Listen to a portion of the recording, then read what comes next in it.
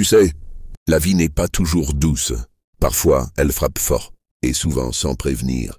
Tu fais tout ce qu'il faut, tu travailles dur, tu donnes le meilleur de toi-même, mais soudain tout semble s'écrouler. Une parole blessante, une trahison de la part de quelqu'un en qui tu avais confiance, un projet qui te tenait à cœur et qui échoue, une situation injuste qui te fait bouillir à l'intérieur. Et là, tu sens cette tension monter en toi, ton cœur s'accélère, tes pensées s'entrechoquent. Tu veux répondre, crier, frapper peut-être.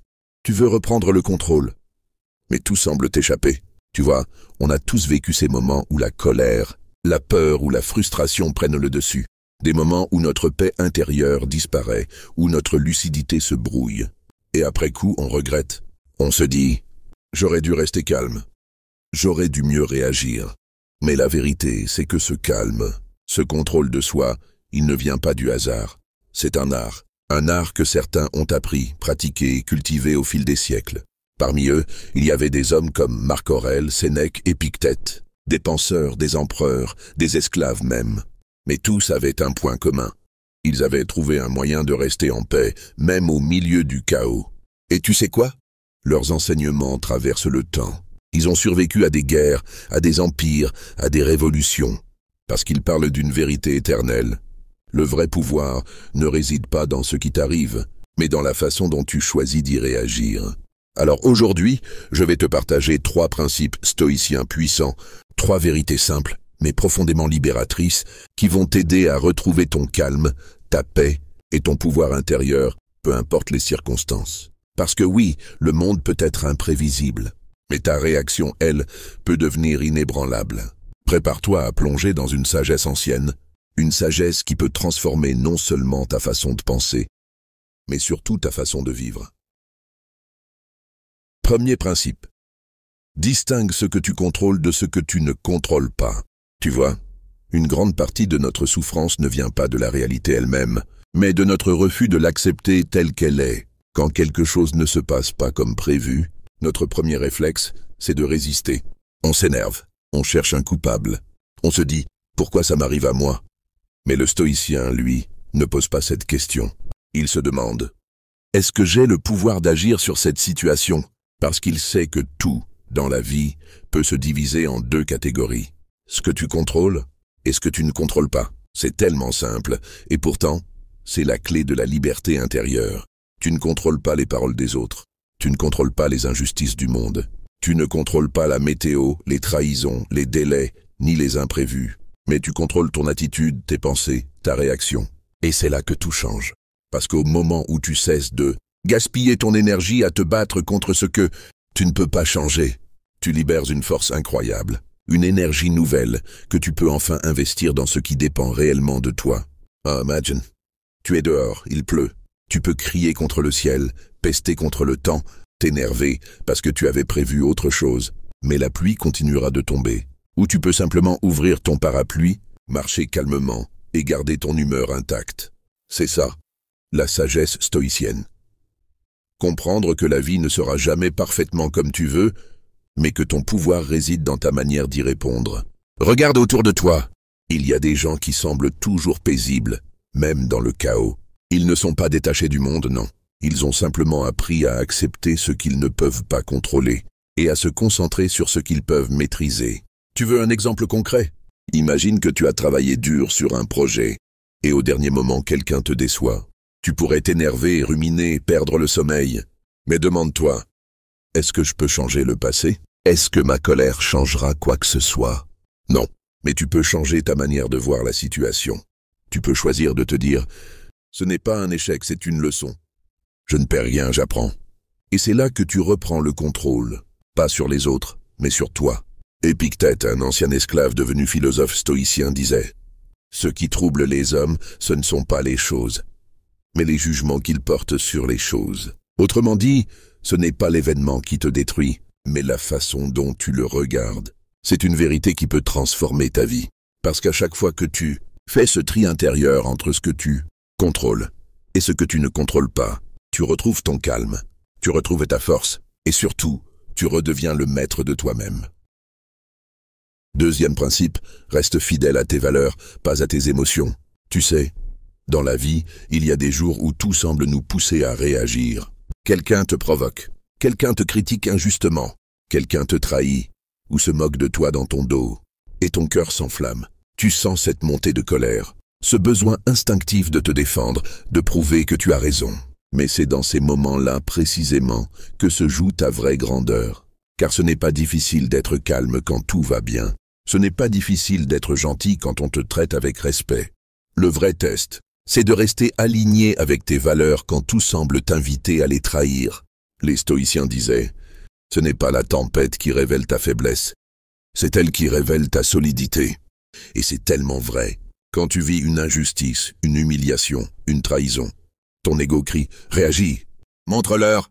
Mais ton âme, elle, murmure doucement « Reste droit, reste fidèle à ce que tu es. » Et crois-moi, ce murmure, c'est la voix de la sagesse. Parce qu'à chaque fois que tu choisis la colère, tu perds une partie de toi. Tu abandonnes ta paix, ta lucidité, ton centre.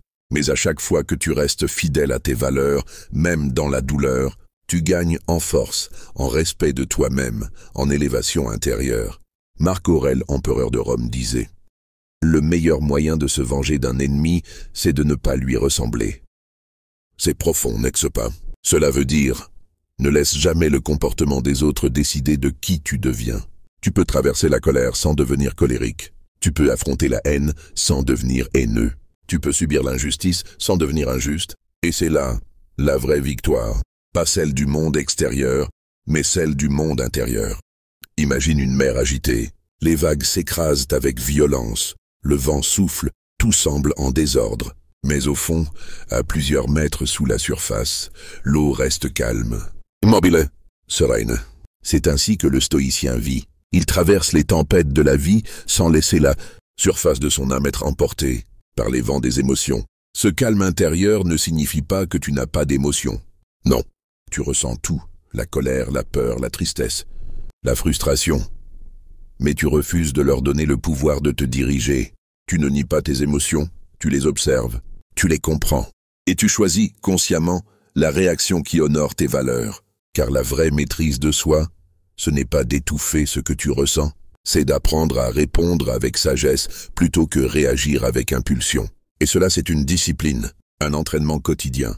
Chaque mot que tu retiens, chaque colère que tu choisis de ne pas nourrir, chaque jugement que tu transformes en compréhension. Tout cela te rend plus fort. Les émotions vont et viennent. Elles sont comme les saisons, parfois le calme, parfois la tempête. Mais tes valeurs, elles, doivent rester ton encre. Demande-toi toujours, quelle version de moi est en train de parler en ce moment? Mon ego ou ma sagesse? Ma colère ou ma conscience? Et tu verras, plus tu te poseras cette question, plus tu retrouveras ton pouvoir. Parce que personne ne pourra plus te manipuler émotionnellement. Plus personne ne pourra te faire sortir de toi-même. Tu seras toujours centré, aligné, forte. Ceux qui ne maîtrisent pas leurs émotions sont esclaves de l'extérieur. Mais ceux qui les comprennent deviennent libres. Et c'est ça, le cœur du stoïcisme, rester fidèle à soi-même, même quand tout t'incite à dévier. Alors la prochaine fois que quelqu'un essaye de te provoquer, ne cherche pas à prouver que tu es fort. Sois fort, reste digne, calme, lucide, parce que le monde a besoin de plus de personnes capables de transformer la colère en clarté, la douleur en sagesse et l'offense en paix. Rappelle-toi ceci. Ce n'est pas ton humeur qui définit qui tu es. Ce sont tes valeurs, et chaque fois que tu choisis tes valeurs plutôt que tes émotions, tu montres au monde et surtout à toi-même que tu es le maître de ton esprit, et non son esclave. Troisième principe, accepte ce qui est pour mieux avancer. Tu sais, une grande partie de nos souffrances ne vient pas des événements eux-mêmes, mais de notre résistance à ce qui est déjà là, de notre refus de dire oui à la réalité. On passe notre vie à vouloir que tout soit différent. On veut que les choses arrivent plus vite. On veut que les gens soient comme on l'imagine. On veut que le passé soit autre. Et on s'épuise à lutter contre ce qu'on ne peut pas changer. Mais il y a un moment, dans le parcours de tout être humain, où il faut apprendre à accepter. Pas dans le sens de subir, mais dans le sens d'embrasser la vie telle qu'elle est, avec tout ce qu'elle contient. Les joies et les douleurs, les victoires et les pertes, les débuts et les fins. C'est ce que les stoïciens appelaient amor fati, l'amour du destin. Une idée si simple mais si puissante. Aimer ce qui arrive, non pas seulement le supporter, mais l'aimer.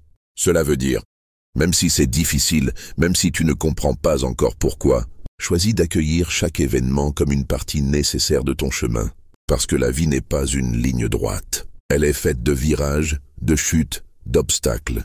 Et souvent, les épreuves que tu maudis aujourd'hui sont celles qui feront de toi une personne plus forte demain. Et regarde en arrière un instant. Pense à quelque chose que tu as vécu et que tu croyais insurmontable. Une douleur, un rejet, un échec. Et pourtant, te voilà encore debout, plus conscient, plus sage, plus fort. Tu vois, le stoïcien ne fuit pas la douleur. Il ne la nie pas, il la regarde en face, il l'accepte et il apprend d'elle. Marc Aurèle écrivait « Ce qui t'arrive devait arriver. Ce que la nature t'a donné, elle l'a donné pour ton bien. Ce n'est pas de la naïveté, c'est une posture de puissance. Parce qu'en acceptant, tu cesses d'être une victime de la vie. Tu deviens son élève. Et c'est là toute la différence. Quand tu résistes à la réalité, tu souffres 2 fois. Une première fois, à cause de l'événement lui-même, et une deuxième fois, à cause de ton refus d'accepter ce qui est. Mais quand tu acceptes, tu transformes ta douleur en sagesse, ta peur en courage, et ton passé en force. Imagine quelqu'un qui marche sous la pluie. Il peut passer tout son temps à râler contre le ciel, à se plaindre du mauvais temps, à maudire sa malchance. Ou bien, il peut choisir d'avancer malgré tout, d'apprécier la fraîcheur de la pluie sur sa peau, et de continuer son chemin avec sérénité. La pluie tombe, qu'il le veuille ou non. Mais son attitude, elle, fait toute la différence. C'est ça la véritable liberté. Ce n'est pas de contrôler la vie, mais de choisir la manière dont tu accueilles ce qu'elle t'apporte. Tu perdras des choses, tu perdras des gens, des portes se fermeront. Mais si tu apprends à dire « ce n'est pas la fin, c'est une redirection », alors la vie cessera d'être une bataille et deviendra une école. Accepter, c'est comprendre que chaque instant, même le plus douloureux, a un sens caché. Peut-être pas maintenant, peut-être pas tout de suite, mais un jour tu regarderas en arrière et tu diras « c'est grâce à ça que je suis devenu ce que je suis ». Le stoïcien vit dans le présent. Il ne se bat plus contre hier. Il ne craint plus demain. Il se dit « ce moment est le seul que je possède. Alors je l'accueille tel qu'il est ». C'est une forme d'humilité, mais aussi de grandeur, parce qu'il faut du courage pour accepter ce que tu ne comprends pas encore.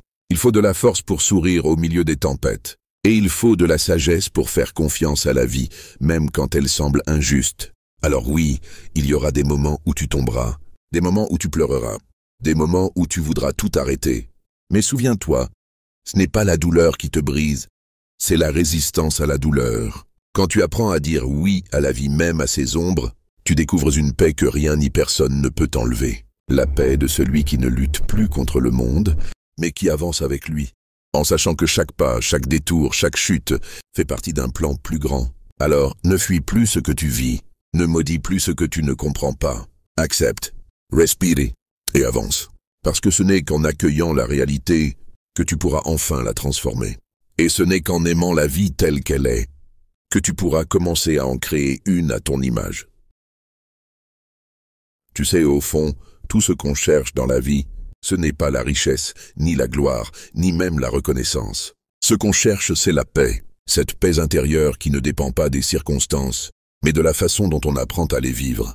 Et c'est exactement ce que le stoïcisme nous enseigne. Il ne te promet pas une vie sans douleur, il te promet une âme inébranlable, capable de traverser les tempêtes sans se noyer. Garder ton calme, ce n'est pas être froid ou indifférent, c'est être fort. C'est savoir que tout ce que tu perds, tout ce que tu vis, tout ce que tu affrontes, n'a pas le pouvoir de détruire ce que tu es, profondément. Rappelle-toi ces 3 principes, grave-les dans ton cœur. Le premier, c'est de ne pas gaspiller ton énergie à contrôler ce que tu ne peux pas changer. Concentre-toi sur ce qui dépend de toi, ton esprit, ton attitude, ton réaction. Le deuxième, c'est de rester fidèle à tes valeurs, même quand la colère ou la peur veulent t'en détourner. Ne laisse jamais une émotion temporaire ruiner une conviction profonde. Et le troisième, c'est d'accepter ce qui est, d'aimer ce que la vie te donne, et d'en faire un tremplin vers ta croissance. Si tu appliques ces 3 principes, rien ni personne ne pourra plus t'enlever ton calme, parce que tu comprendras que le vrai pouvoir n'est pas à l'extérieur. Il est en toi. Tu deviendras comme cette montagne silencieuse que les tempêtes ne font que caresser, comme cet océan tranquille qui garde sa profondeur, même quand les vagues s'agitent en surface. Tu seras maître de ton esprit et donc maître de ta vie. Et ce jour-là, tu comprendras qu'il n'y a rien de plus fort qu'un être humain qui a fait la paix avec lui-même. Alors, si tu veux continuer à grandir, à te renforcer, à avancer sur ce chemin de calme, de sagesse et de maîtrise de soi, abonne-toi à cette chaîne, le stoïque ambitieux. Ici, on ne parle pas seulement de philosophie, on parle de transformation, de courage, de lumière intérieure. Parce que chaque vidéo que tu regardes ici n'est pas juste un contenu, c'est une invitation à devenir plus grand, plus lucide, plus libre. Laisse un like si ce message t'a touché. Partage-le à quelqu'un qui traverse une période difficile. Et souviens-toi toujours de ceci. Ce n'est pas le monde qu'il faut calmer, c'est ton esprit. Et quand ton esprit est en paix, le monde le devient aussi.